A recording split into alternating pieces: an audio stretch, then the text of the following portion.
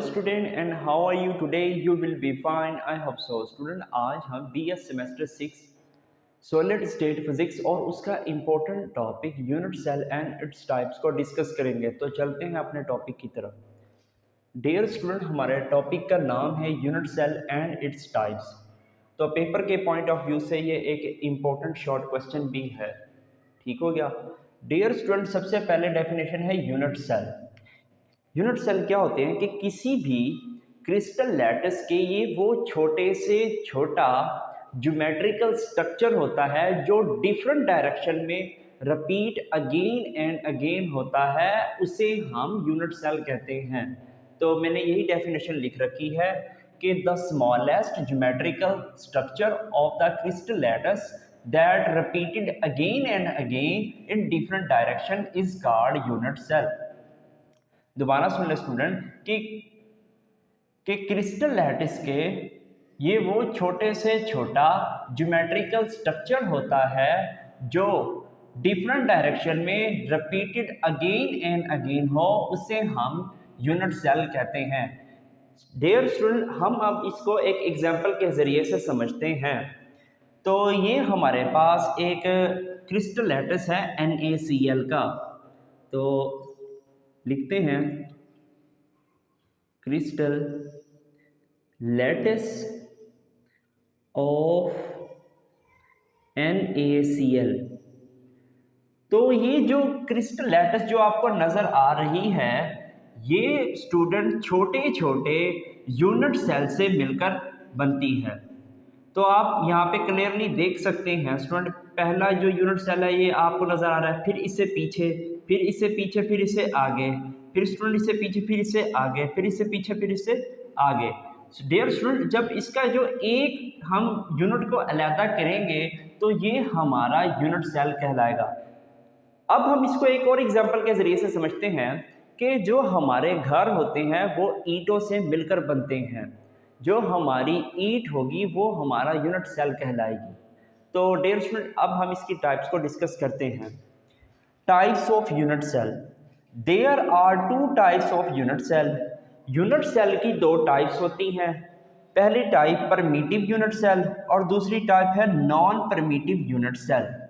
तो सबसे पहले बच्चों हम डिस्कस करते हैं primitive unit cell. Dear student, unit cell की ये वो टाइप्स है जिसके स्पेस लैटिस या एटम जस्ट कॉर्नर पे ही लाई करेंगे, उसे हम स्टूडेंट परमीटिव यूनिट सेल कहते हैं। तो मैंने यही डेफिनेशन लिख रखी है, the types of the unit cell which contain lattice points at the corner only is called primitive unit cell.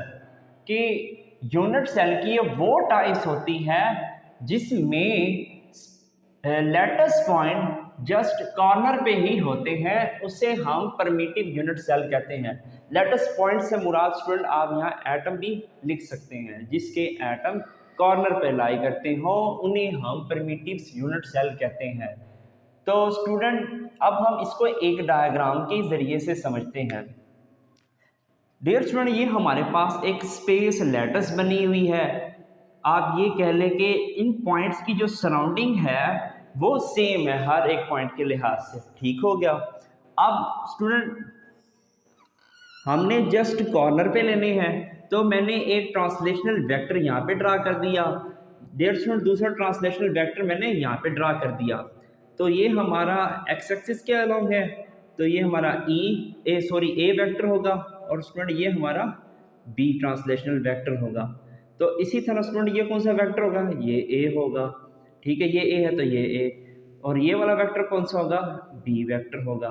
अब आप देख सकते हैं कि इसके जो स्पेस लैटिसेस हैं या पॉइंट्स हैं वो जस्ट कॉर्नर पे ही हैं। ठीक है, तो ऐसे यूनिट सेल को हम क्या कहते हैं, परमीटिव यूनिट सेल कहते हैं। ये तो था स्टूडेंट 2D का। अब हम 3D का। तो 3D का स्टूडेंट ये होता है, इसके जो लेटेस्ट पॉइंट है वो जस्ट कॉर्नर पर ही है। तो इसको हम ड्रा करते हैं।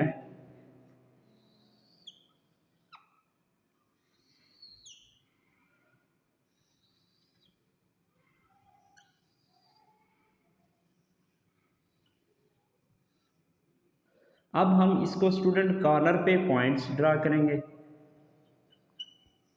लैटिस पॉइंट कहते हैं।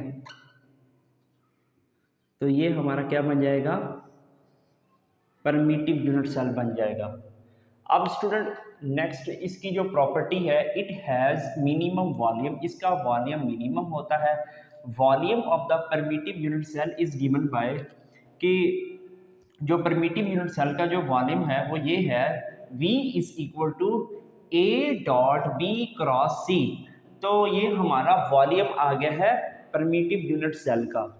डियर स्टूडेंट, इसके अंदर जो A, B एंड C है वो हमारा परमिटिव वेक्टर्स कहलाते हैं, या इसको हम ये कहते हैं कि ये ट्रांसलेशनल वेक्टर कहते हैं इसे हम, ठीक है।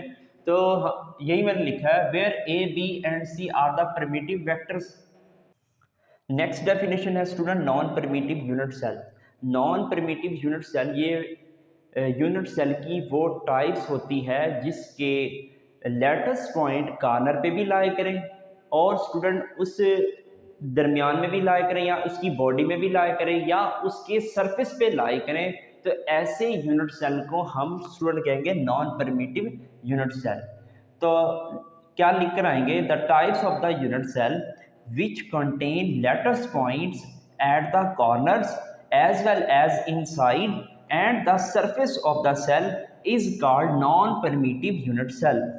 कि ये यूनिट सेल की वो टाइप्स हैं जिसके लेटेस्ट पॉइंट कॉर्नर पे भी लाई करने चाहिए और उसके इनसाइड भी लाई करने चाहिए, या स्टूडेंट आप ये भी कह सकते हैं कि या उसके सरफेस पे भी लाई करने चाहिए। तो ऐसे बचे सेल को हम क्या कहते हैं, नॉन परमिटिव यूनिट सेल कहते हैं। डियर स्टूडेंट, आगे नेक्स्ट प्रॉपर्टी लिखी हुई है, इट हैज मैक्सिमम वॉल्यूम, इसका वॉल्यूम स्टूडेंट मैक्सिमम होता है। नेक्स्ट प्रॉपर्टी है, the effect number of the latest point is greater than 1। तो स्टूडेंट हम अब इसको एक डायग्राम के जरिए से समझते हैं। तो डायग्राम ये है, ये हमारे पास स्टूडेंट ए वेक्टर हो गया और दूसरा ये भी बच्चों ए वेक्टर हो गया, ट्रांसलेशनल वेक्टर कह दें या परमिटिव वेक्टर कह दें, ठीक है। और ये हमारे पास स्टूडेंट बी वेक्टर हो गया और ये भी बी वेक्टर हो गया, ठीक है। इसी तरह स्टूडेंट ये ए वेक्टर हो गया और ये भी ए वेक्टर, और इसके जो पैरेलल वेक्टर है स्टूडेंट ये वेक्टर और ये वेक्टर, ठीक है। तो आप यहाँ क्लियरली देख सकते हैं कि यहाँ पे बच्चों इसके सेंटर के अंदर एक पॉइंट लाई कर रहा है। तो ऐसे यूनिट सेल को हम क्या कहेंगे, नॉन परमिटिव यूनिट सेल कहेंगे। और आप यहाँ पे देख सकते हो स्टूडेंट कि इसके कॉर्नर पे भी एटम्स क्या कर रहे हैं, लाई कर रहे हैं। ये तो था स्टूडेंट 2D के लिए। अब हम 3D के लिए ड्रा करेंगे। तो ड्रा करते हैं स्टूडेंट। तो ये एक डब्बा है, आपने ऐसे डब्बा बनाना है, ठीक है। तो एक और डब्बा बनाना है,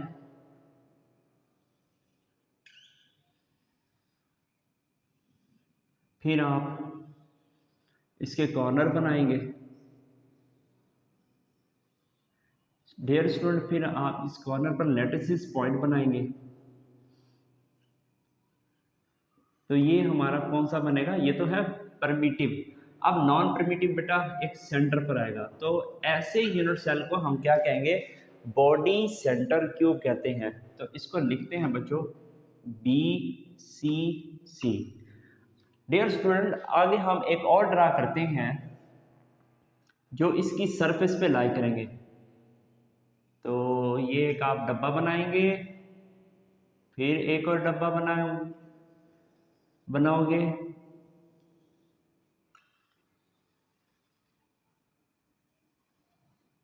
फिर कॉर्नर,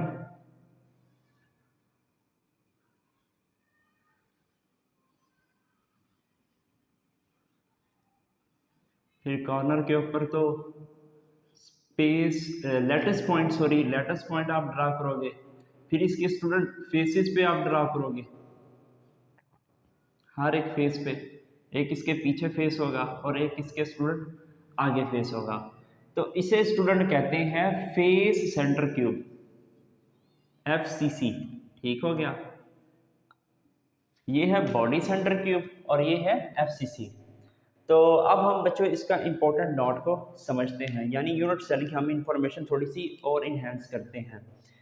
तो स्टूडेंट सबसे पहले हम ये देखते हैं कि इसके कॉर्नर कितने बनते हैं।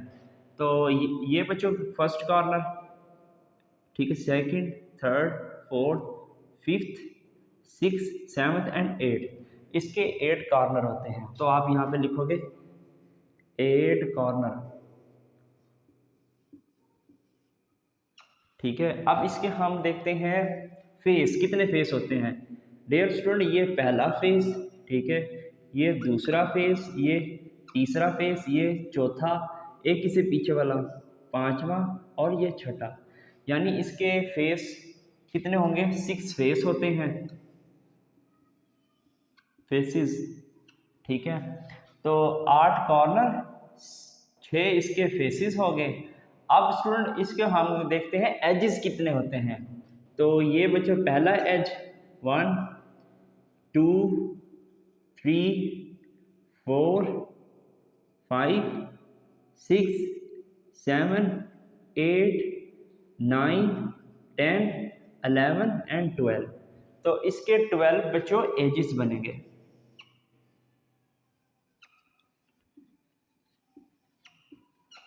तो स्टूडेंट अब आप इसका स्क्रीनशॉट ले लें।